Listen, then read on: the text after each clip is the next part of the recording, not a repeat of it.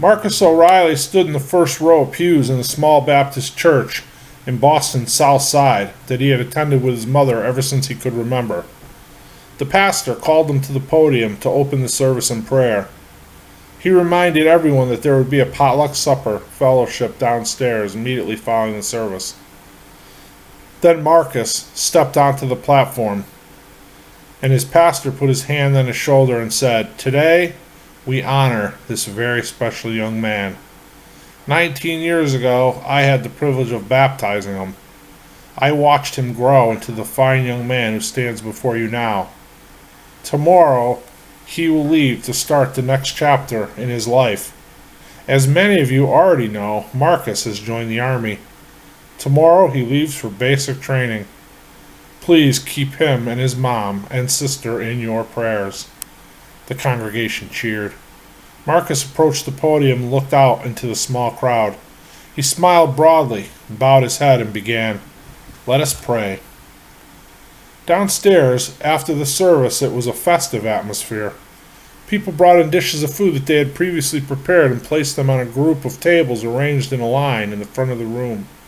Everyone eventually made their way to Marcus, congratulating him and shaking his hand. They thanked him for deciding to serve his country. They wished him well and promised to pray for him.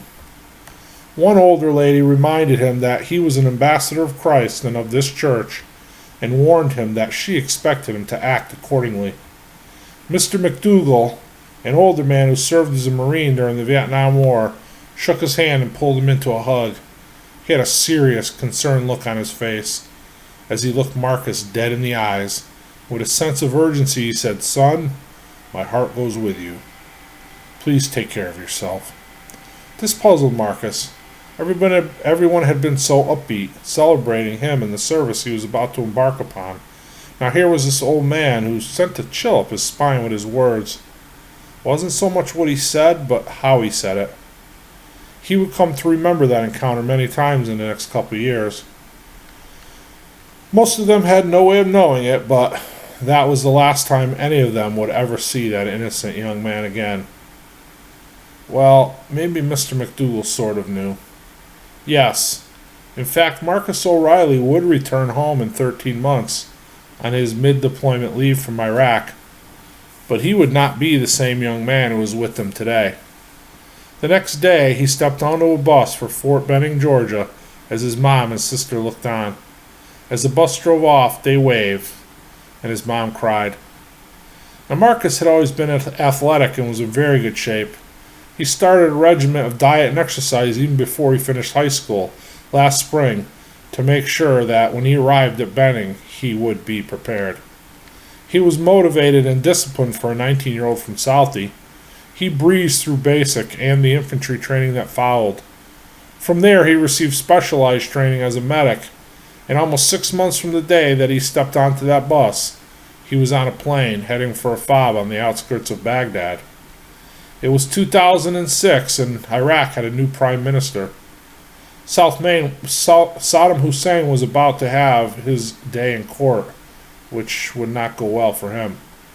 Troop deployments were escalating, and when Marcus Oreily, 3 months from his 20th birthday, stepped off that plane outside Baghdad, he was ready to do his part to win this war. They rode in trucks for about an hour to a remote fob up north of Baghdad, arriving in their new home just after midnight. At first light, he stepped outside the trailer where he slept, which was surrounded by blast walls, and into the compound. Instantly, he was covered head to toe in swirling dirt. In the time it took him to walk from there to the mess hall, he was not only covered in it, it was in his nose, his mouth, and his ears as well. On any given day, whichever way the wind happened to be blowing, he would endure one of two smells, either that of raw sewage or burning trash. After breakfast, the new troops were briefed on the area of operation and their mission there. Not what they had been told they were going to do before they left the States, but what they would actually be doing. The next day, he got his first glimpse outside the wire. The convoy of 5 Humvees lined up in the compound and prepared to pull out. Marcus was in the right front seat of the second Humvee in line. As they exited, they drove along a dirt road, around small depressions from where explosions had damaged the road beneath them. On one side was a canal that ran alongside the road that was filled with raw sewage. On the other side were heaping piles of trash where he could see Iraqi children scavenging through for anything they could salvage, covered head to toe in filthy garbage dirt. The truck driver turned to him and said, "That's their favorite place to hide IEDs, in the garbage heaps." It was 0700 and nearly 100 degrees out already. Marcus had on full body armor, helmet, gloves, eye protection, knee and shoulder pads as well. The dirt in his ears and nose was only a minor nuisance compared to the layers of it that were caked up in his mouth and throat. As they entered an area in downtown Baghdad that contained burnt or bombed out buildings, the squad leader, who was sitting behind Marcus, said, "Look alive, ladies. This is where the rubber meets the road." It was, however, destined to be a quiet day in Baghdad that day. They heard a few explosions a ways off and radio chatter that followed. A convoy on the other end of the city had been hit with an IED, but luckily nobody had been injured. They were preparing to tow the disabled Humvee back to the FOB, one soldier reported. After a week or so, Marcus was getting used to the routine of going out on patrol in the morning and returning 10 hours later to the FOB to eat, write a few emails home, perhaps an entry into his journal, and hit the rack fairly early. He was sleeping pretty good, despite the smell and the constant swirling dirt that inhabited every opening of his body. He would shower, and by the time he walked back to his trailer, he was covered in it once again. All in all, things weren't going too bad, but that was about to change. Marcus woke to rockets going off inside the wire, which wasn't unusual. The blast walls around his trailer stopped any flying debris, just allowing more dust to creep in between the cracks from where the previous explosions had weakened it. "They're starting early this morning," he remembered thinking to himself. Today, he was driving the third Humvee back in the line of four.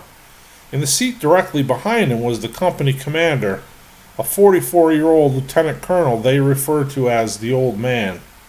He was career Army, a West Point grad who thoroughly believed in the cause. He was totally convinced that we were fighting the righteous fight, and we were there to change the lives of the Iraqi people. By this point in the war, there were many who questioned the validity of it. They didn't think we were making a difference.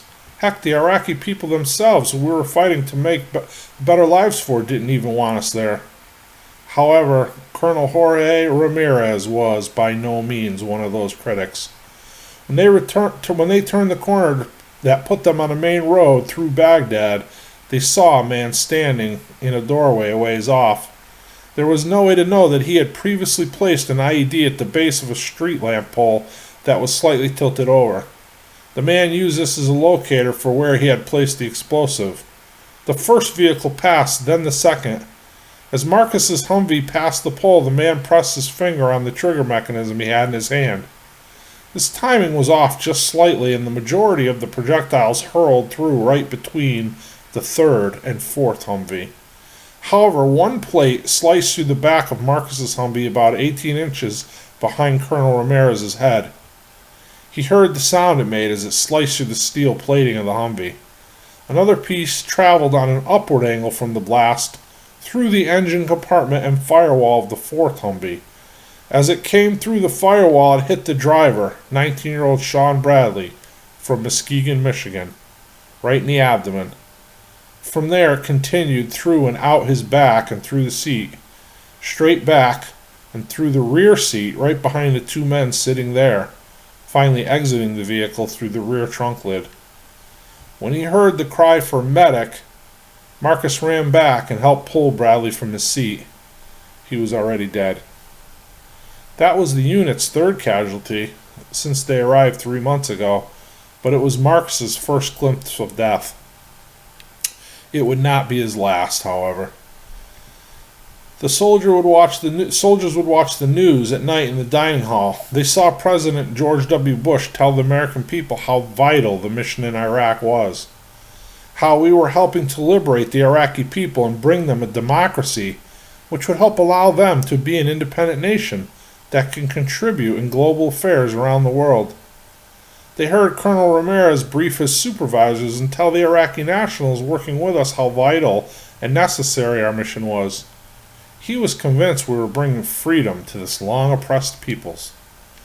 Through all our efforts, though, the Iraq people themselves never seemed to get it. The very people who we were there supposedly to help didn't want us there. The radicals that fired on us and tried to blow us up ran in and out of the cracks of the city, making it hard to catch them. Most times, when an IED went off, we could just look around and have absolutely no idea who even pressed the trigger or from where. If we did identify and pursue a suspect, they hid in homes and were protected by the citizens who lived there. Now, there were some nationals who put their necks on the line and tried to help us. They served as interpreters or informers, passing info on to the U.S. command. They endured death threats and beatings, had family members killed or kidnapped, but they were in the vast minority of the Iraqi people. The more death Marcus Oreily witnessed, the more propaganda he listened to from the command staff and from the president, the less he believed in the mission. Still, every day he got up, jumped in a Humvee, and headed outside the wire and the safety of the blast walls. He was, after all, a soldier. His right to choose ended when he signed his entry contract into the Army. Now, when he closed his eyes to try to sleep, he saw the face and heard the screams of his friend, Corporal Steve Lansing of Bangor, Maine. Lansing's Humvee ran over a large IED planted in the loose dirt on the road that ran north to south on the outskirts of Baghdad. When his Humvee detonated the explosive, it sent the vehicle straight up and into the air and flipped it over. It burst into flames, and Marcus, who was in the Humvee directly behind it, tried to save him. All he could do was watch and listen as Lansing burned to death right in front of his eyes in the fully engulfed Humvee. Marcus would take sleeping pills prescribed to him to try to put the horror out of his mind long enough to steal a few hours of sleep. Sometimes it worked, most times it did not. On those nights, he would go outside and walk the perimeter inside the blast walls of the fob. Tonight, as he walked and inhaled the air, he remembered thinking to himself that he was lucky, because tonight he smelled mostly the acrid burning smoke from the trash heaps, which he preferred to the smell of the raw sewage. He continued to pray every night and every morning. He would later confide in his pastor that his faith was tested here, in this place where death and human suffering were a constant condition. When Marcus Oreily returned home for 18 days on his mid-deployment leave, his first stop was the burn center at Walter Reed Memorial Hospital in D.C. There, he visited his friend and battle buddy Lance Corporal Freddie Ortiz. Ortiz lost both his legs and was severely burned over 80% of his body. Marcus himself had pulled him from his burning Humvee, burning his hands in the process. Mark had fought frantically to save his life. Just another picture in the slideshow of horrors that invaded Marcus's sleep. After he left there, he took the 3-hour train ride to South Boston. He was home. First thing he did was take off his uniform and put on a pair of jeans and a t-shirt he found in his dresser. He was happy to be there with his mom and little sister, but part of him was not there. Part of him was back at the fob. A large part, in fact. He did his best to appear to be himself. The self his family knew anyways. The self they expected and longed for. That Sunday when they attended church, there was once again a potluck lunch in Marcus's honor.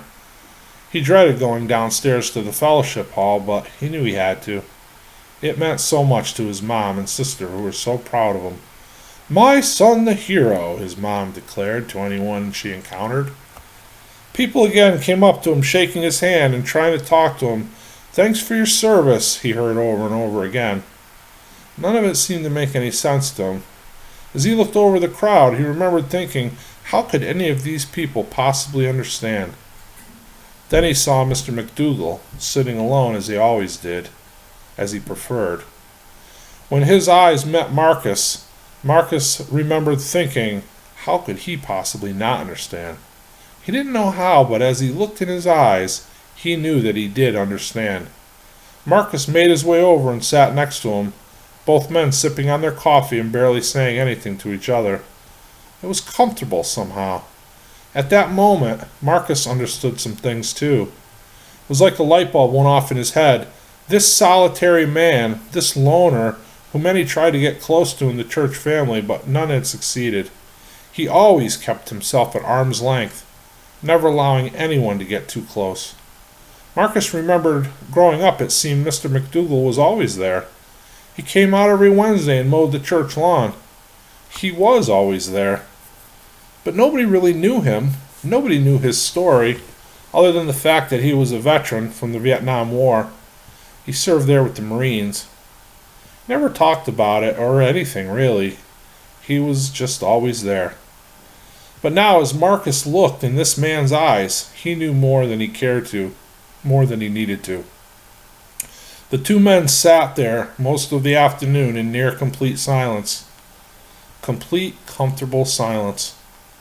Marcus didn't have to answer the tough questions, or any questions for that matter. He didn't have to talk about the war. No, Mr. McDougal wasn't asking any questions. Perhaps he knew the answers, or maybe he didn't want to know. The night before Marcus was scheduled to return to Iraq, he was going to take the train to New York City to join his friend and battle buddy Vito Moreno. Vito grew up in Brooklyn and had traveled to Iraq with Marcus 13 months ago when the two had joined the unit in Iraq. They were in infantry training together. They had the same leave schedule and were to meet up and travel back together. When Marcus was getting ready to leave, he got a call from Vito's sister, who informed Marcus that Vito was dead. Shocked, Marcus wanted answers. Vito's sister, broken up, just told him that Vito had walked up onto the roof of their apartment building last night without saying a word and just stepped off the edge, falling 12 stories into the street below. Stunned, Marcus sat on his bed next to his half-packed duffel bag, holding the phone receiver in his hand. He had just seen Vito last week when the two met in the city to see a Red Sox-Yankees game. He seemed so happy, so upbeat. He was, in fact, happy and upbeat, till the reality of returning to Iraq, which loomed on his horizon, drew closer. On the train to Kennedy Airport, Marcus sat quietly. On the plane, he sat next to the empty seat that belonged to his friend. He went back to Iraq, back to the fob, back to the death that constantly bit at his heels, back to the slideshow of horrors that looped endlessly throughout his sleepless nights. Whenever a soldier was told to do something that went against every grain of his being, his buddies would remind him, "You're a soldier, you don't have a choice. You gave up that right to choose, and you signed your contract with the Army." No, he decided, we did have the right to make our own choices. We will live with the consequences, or die with them, as Vito Moreno had done. But that was his choice, and he made it when he stepped off the edge of that roof. A week later on the fob, on the outskirts of Baghdad, Marcus Oreily made a choice as well. He walked into the command bunker, past the colonel's office, and turned right, walking into a room above the door of which hung a sign that said, "Combat Stress Counselor." Now, to do so went against what good Rangers were taught. It was perceived by many as a sign of great weakness. Most Rangers who entered that room did so because they were ordered to. But Marcus Oreily made the choice to go in regardless of what anyone thought. He had enough of this senseless war, enough of his friends dying in his arms, enough of not being able to get the stench of burnt flesh out of his nose and throat, enough of the slideshow of horror that looped in his sleepless mind. He made a choice not to end up as another Vito Moreno or another Mr. McDougal. He didn't want to be a statistic. He made the choice of life instead. He stayed until the end of his deployment and went back home for another leave. He was receiving counseling and things were getting better very slowly. He took a position in his church as the youth pastor. He met a young lady there and they married almost a year later. He stayed in the Army and now worked in Southie as a recruiter. Southie was a rough neighborhood that produced the likes of Whitey Bulger and such men. Many young people there had no hope for a future. The ones that couldn't escape to college somewhere to get out of the area became criminals and gang members. Marcus made it his mission to help those people. He offered many of them an alternative to that life, a career in the Army, which was a life-saving blessing to many that he enlisted. One day, a young man in a letterman jacket, obviously from an affluent upbringing, walked into the office with his girl on his arm. He approached Marcus and told him he wanted to join. He wanted to go liberate the Iraqi people. He wasn't afraid to kill or die if necessary to achieve that objective. He was gung-ho. Well, perhaps just a little too gung-ho. Marcus sat with him for over an hour, carefully steering him and guiding him away from a career in the Army.